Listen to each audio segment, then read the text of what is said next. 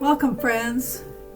In this video we will delve into the mesmerizing world of watercolor and acrylic mixed media, flow art on watercolor paper.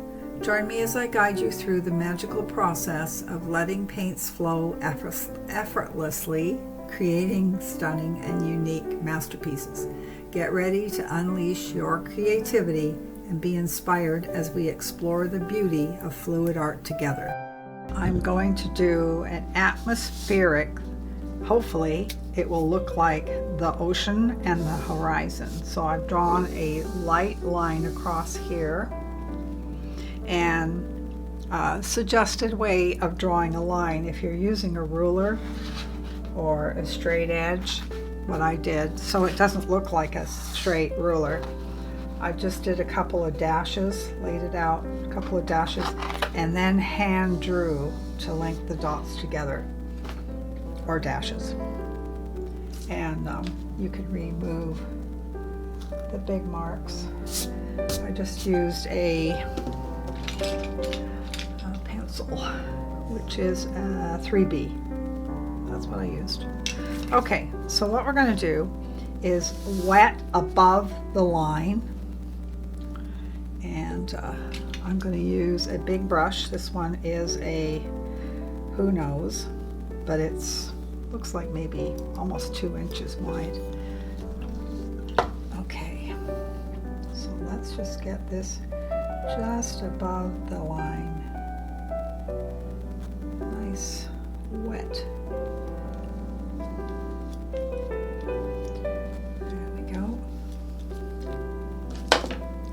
And the paper I'm using is an artist block by Winsor Newton. It's 140 pound, and these are great because then you don't have to tape it down to a board, and because I like to pick it up. All right, I have mixed a little bit of color here. I mixed some, this is Prussian blue. We have some indigo, and I'm kind of want to stay in the cool colors, so it's going to be mostly blues with a bit of green, and perhaps this is my little blues and greens set here, and perhaps with a little bit of sienna and burnt sienna, because those are the complements of blue. Okay, well, let's get started and see what happens. I am going to find a fat brush. Here we go, this one, and let's just put some blue down. I'm going to move this. It's not as dark as I'd like it. Okay, I'm going to get some of the indigo, and I'll put the indigo on there. Okay.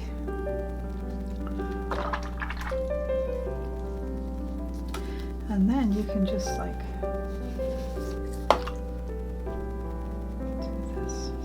a bit more water. So kind of gives you that sky atmosphere. All right, I am going to add a bit of turquoise. That's this one.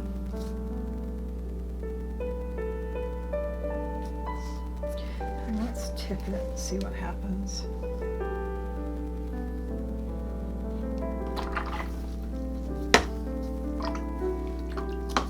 I'm getting my brush wet and just kind of adding more water to make it move. Let's run across the top. It's been a while since I've done one of these. Alright, I've got a bit more blue here. And kind of scrub in with your brush if you want to spread the color around. Okay. All right. Now I'm going to mix some marine blue in this bowl.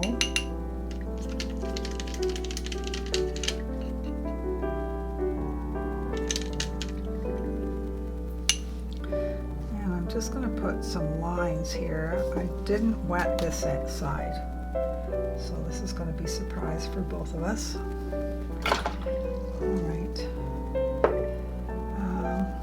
I'm going to do this purple that I did.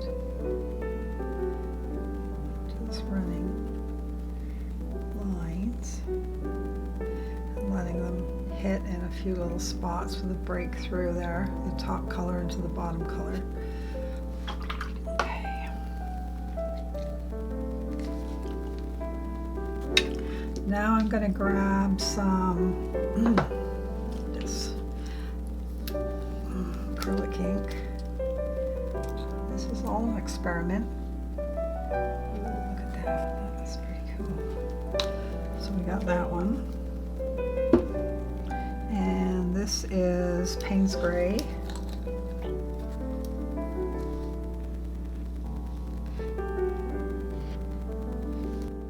This is, what is it? Antelope brown, okay. It's a little ugly, but I'll put it in a few little spots here. Purple.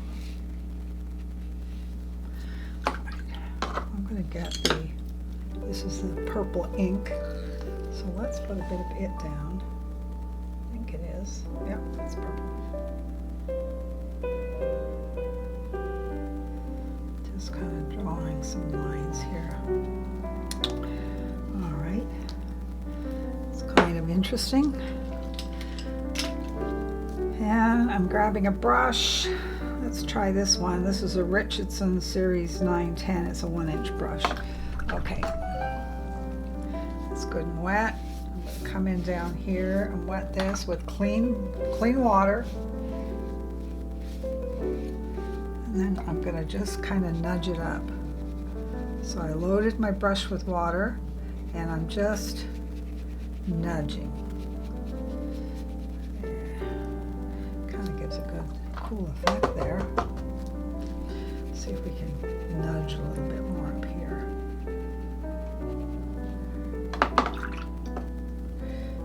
And here.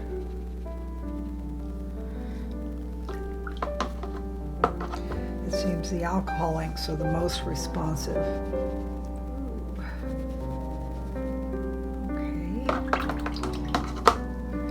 Stuff, so I'm going to spread this clear around a bit more so we can get some more colors down. There we go. So see, when you add the water and start running it into the flow, it just kind of starts moving on its own. How cool is that?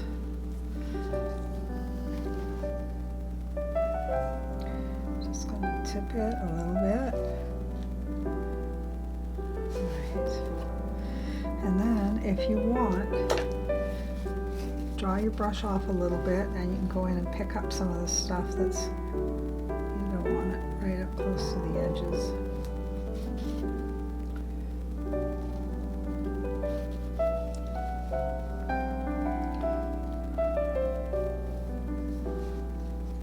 Okay, I am going to grab some of the sienna and put some in the top up here. Oops. So I've turned it around. I'm going to grab some of this burnt sienna, and I think it could use it right about here. And kind of makes it green. Alright, so let's see what happens. Just be real quick. You gotta watch the stuff that's going on in the top half. Just kind of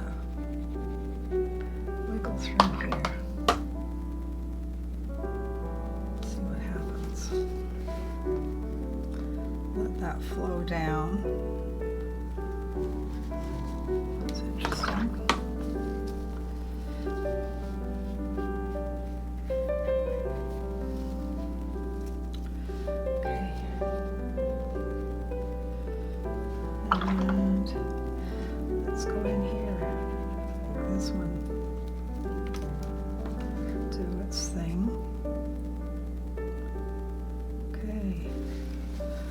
Pretty vibrant. It's going to take a while for it to dry. see. I'm gonna just test some mark. Ooh, that's cool. So I got one of these kind of mark makers, and I'm running it through the dark, taking it all the way down. Ooh, I like that. That's kind of fun. All right, the edge off. I'm using the little skinny side.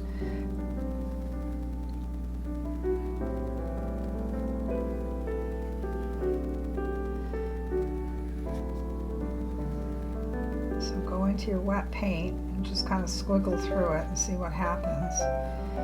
And oh, it's kind of interesting.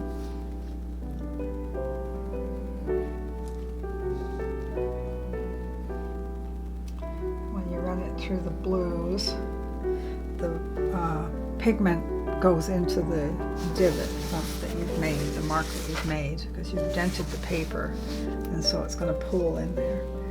Let's go here. Right. So,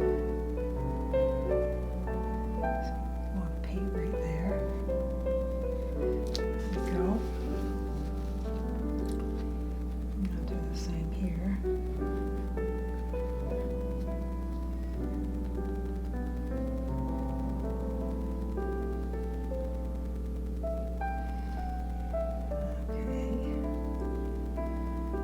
Just ran some kind of random lines right there. I like this area here. Okay, there we go. And these are very wispy.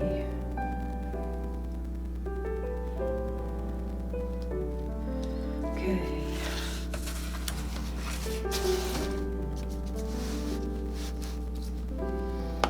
Oops, that's brilliant.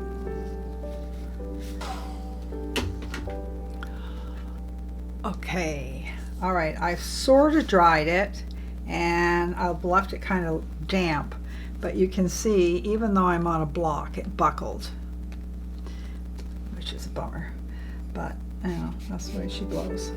Okay, so I dried it, and this has got tons of texture, this burnt sienna in here mixed with the blues created almost like a crackle effect. I don't know if you can see this, but it's really cool.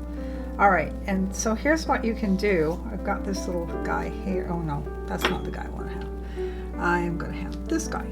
So take a wet brush, and while I was drying, I went in with a wet brush that was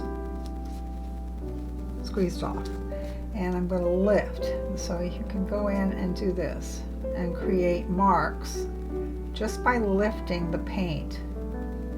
See that? So I'm lifting right there just for some interest. So I'm going to get it wet again, and let's lift somewhere else. Okay, how about over here? Oh, it's not lifting. That one says no, I don't want to lift. It's leaving kind of a strange mark. And you know, you can always grab your paper towel if you don't like something and just go and blot it off. So I'm going to just blend this a little bit. There we go. Purple. We'll do some purple. I'm going to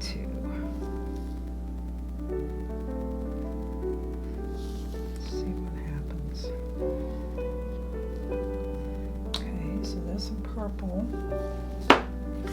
and I'm going to throw a dash of red in with it. This is, let's see, what is it? Amsterdam Permanent Red Violet. Ooh, pretty. Okay, so just a little bit there. All right, so at this point we're layering, and I saw a Payne's Gray. That's Payne's Gray, okay.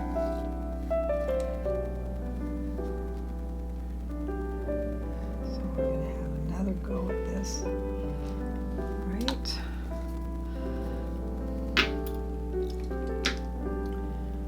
There's my fat brush. There we go. using a 2-inch brush. It's loaded with water. There we go. Let it just touch. Might just ruin the painting, but you know, it's all an experiment. So I'm going to put some wet down here. And some of it will jump in. There we go. That's kind of cool.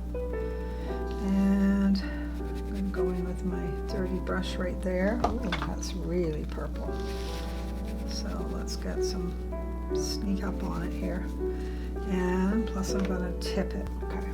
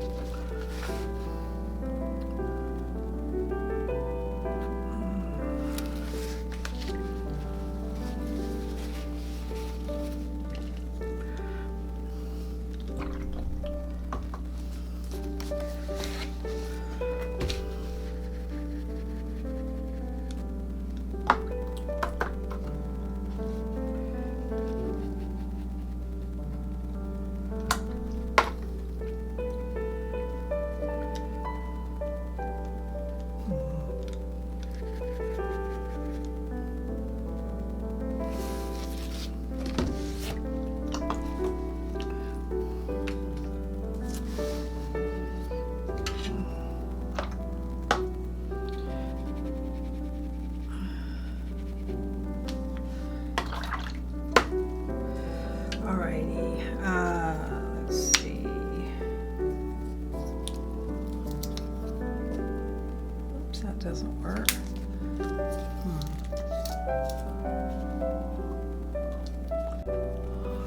Okay, we got it pretty dry. As dry as it's going to get.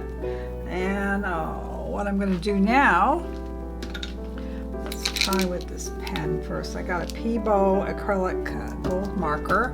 I love this gold. It's really great. And let's see what happens when I put it on here. Just take it.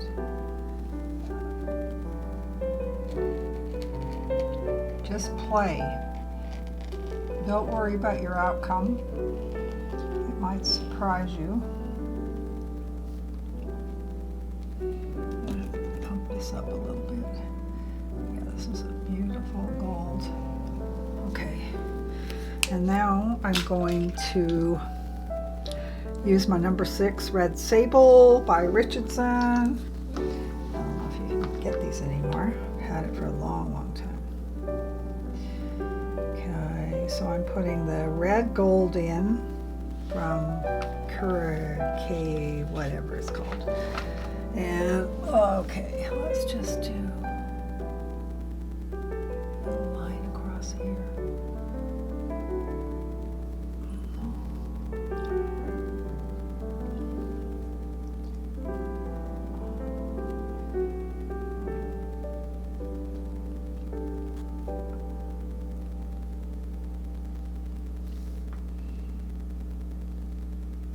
Put some of this gold on here. This is a slightly different gold. And I'm sort of dry brushing it. It's not real wet. That didn't do a whole lot for me. Let's grab some paint. There, put some of that turquoise blue in the white spots.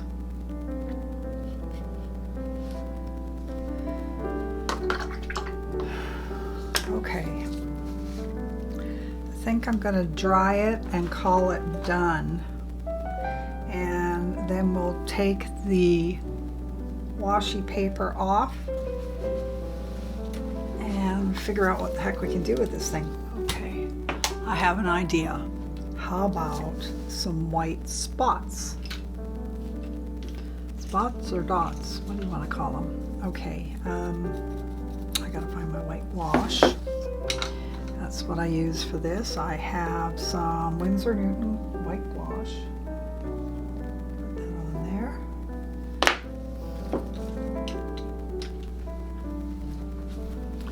You want to use a stiff bristle brush or a toothbrush, works great for doing this. So let's mix this up. So, and then what I'm going to do, there. I'm going to speckle the top. I'm getting my finger covered.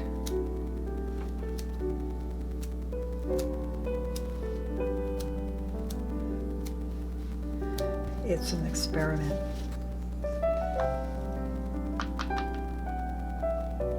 Just to show you all the crazy things you can do with watercolor and acrylics. There we go. Just have fun with it. Putting down dots. Gold dots. These are a little dotty. Okay. So let's let it dry. Okay, it's good and dry. Let's take the tape off and see what we got. All right, tape protected it pretty good. There you go.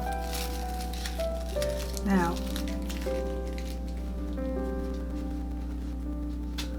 when you make a piece this big, you don't have to use it exactly as it is. You can cut it up. I can get 2 paintings out of this if I want, or maybe even more. This is I keep a 5x7 nearby. That's what the whole size is here. So it's like, oh, look at that. That would be cool. And then you just kind of move it around your painting, find some interesting spots. I could actually get 4 5x7s out of this if I wanted to. And say for instance, if I took this spot here, I would go in and do some mark making on it with pencils and pen. Okay, so I like this one. This looks pretty cool. And this one here kind of looks like an abstract of the ocean, which is what I was trying to do. Oh, it's cool. Now see if you want to do a big piece. There or there. That's pretty good. Or you could go this way. But if you went this way, you'd lose a lot. So that kind of gives you some ideas that you don't have to just use this and it's a painting. Well, you could if you wanted, but I'm not going to. So let's get it off here. And you do that by grabbing your, right, which end is it at? There it is. So I don't know if you can see this, but there's like a little spot where there's no glue. So then you go in and you just kind of pull it apart. And unfortunately, these are so old that the glue has stuck permanently. So I end up kind of tearing.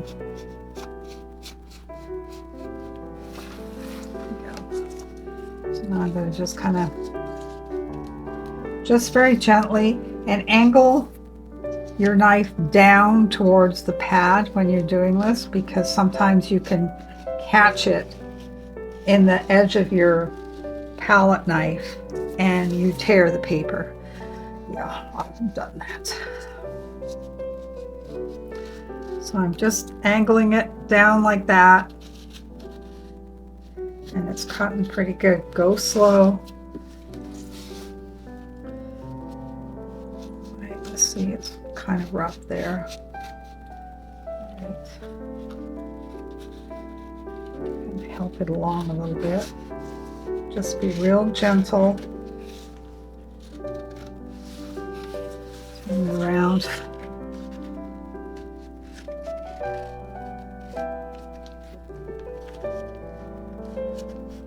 Kind of stuck. All right, let's take this here. We'll go back this way. Yeah, I've just torn it a little bit. Yeah, this palette or this paper is probably about 30 years old. bought it a long time ago and forgot about it because I got into making glass beads, and it kind of took my whole attention span for a long time. So all my art supplies just got kind of sat in storage.